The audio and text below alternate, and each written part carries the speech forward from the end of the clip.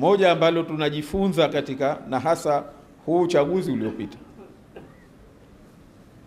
kwamba tunayoyafanya haya tukaweka na roho juu ni sisi wenyewe, ni watoto wetu, ni ndugu zetu, ni jirani zetu, ni sasa hili tuseme liko mikononi mwetu. Lakini huku tunakokwenda, naomba jamani maana kuna mambo mengine nchi hii ukiyazungumza, mtu kishakimbilia kwenye siasa, kashakimbilia kwenye vyama. Wenye vyama ni sisi, wenye siasa ni sisi, na wafanyaji ni sisi. Sasa sijui kama majibu hayo yanakubalika kwamba mimi nilifanya haya nikiwa kwenye siasa, nilihushi hili kwenye siasa, nilidanganya hili kwenye siasa.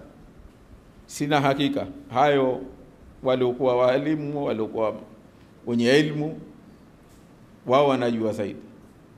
Lakini mimi nasema kwamba haya mchanganyiko wake ndio yanotupelekea tukawa roho juu,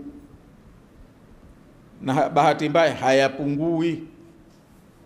Maana ingekuwa mwaka jana ilikuwa haijambo, mwaka huu kawa afadhali.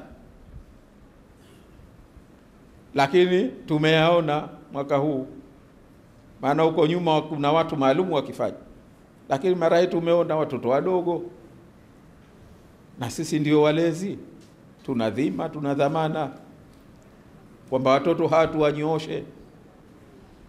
Tumewaona leo watoto wa kike wamo katika ghushi, wamo katika ghilba, wamo kwenye vurugu, wamo kwenye watoto wa kike. Hawa ndio wanakuja kuwa mama kesho na kesho kutwa, hawa wanakuja kuwa ndio walezi, hawa wanakuwa ndio wake za watu. Sasa ndio tunasema kwamba hayo mengine yote tuyawache. Lakini hili, ndugu zangu, naomba tutahadhari sana, tutanabahi vile vile. Leo unapofika pahala ukawa na mtoto wa nchi hii wa Kizanzibari, mtoto wa Shangani, mtoto wa Mkwajuni, mtoto wa Mkokotoni, mtoto wa Tazari, mtoto wa Matemwe, wa Nungwi, wa Makunduchi, wa Chokocho, wa Pandani, wa wapi, ikawa leo haogopi kufanya jambo la dhulma, haogopi kuchukua silaha akamuua mwingine, akatoa roho ya binadamu.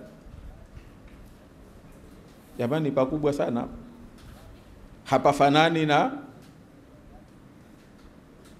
mengine pengine hatuyajui. Tukisema hivi labda mnaona pengine hatuyajui. Inshallah huko mbele tunakokwenda tutayajua yote, mengi yatakuwa hadharani. Nachosema mimi tu kwamba hii ni dhima yetu sisi sote. Hakuna chama, usisikie tunavitaja tu, lakini chama ni sisi. Wala hakuna chama kitakachokwenda wajibishwa, tutakao kwenda kuwajibika ni sisi. Naam, tunafanya yote haya, mtu tunabeba, tunayachukua kwa sababu ya mambo ya laghwa. Mimi nasema kwamba lazima iwe hivi, lazima iwe hivi. Ndugu zangu, mimi ninachotaka kusema tu, tumeambiwa hapa tuwe wacha Mungu. Ucha Mungu si sala 5, si funga peke yake, lakini ni akhlaki zetu ndio ilivyokusudiwa kwamba zifanane na hizo sala zetu, zifanane na funga zetu, zifanane na hija zetu, zifanane na hizi tunazozifanya za kawaida. mwisho wa siku basi zionekane kwamba hawa ndio wale wanaosali, hawa ndio wale wanaofunga, hawa ndio wale wanaohiji, hawa ndio wale wanaokaa msikitini Ijumaa wakawaidhiwa. Hatufanani. Yani utasikia labda ni sawa sana kwamba mtu anapika, unasikia harufu wasema huko kuna kuja biriani, hata ukija Msambwija. Yani mtu anavyosikia huko anajua huko kwa harufu hii inayotoka labda ni hichi. Sasa ndio na sisi ni hivyo hivyo kwamba hivi tuna matayarisho yetu tulivyowekwa na mwisho wa siku na sisi wenyewe naona kama tumekuwa watu tofauti.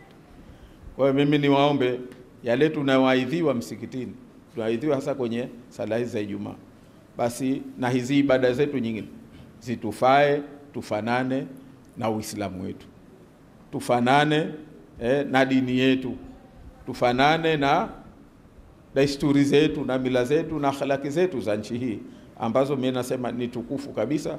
Wenzetu wanazisifu lakini sisi wenyewe hatuzioni. Tusikubali tukapotea wala tukapotezwa. Assalamu alaikum warahmatullahi ta'ala wabarakatuh.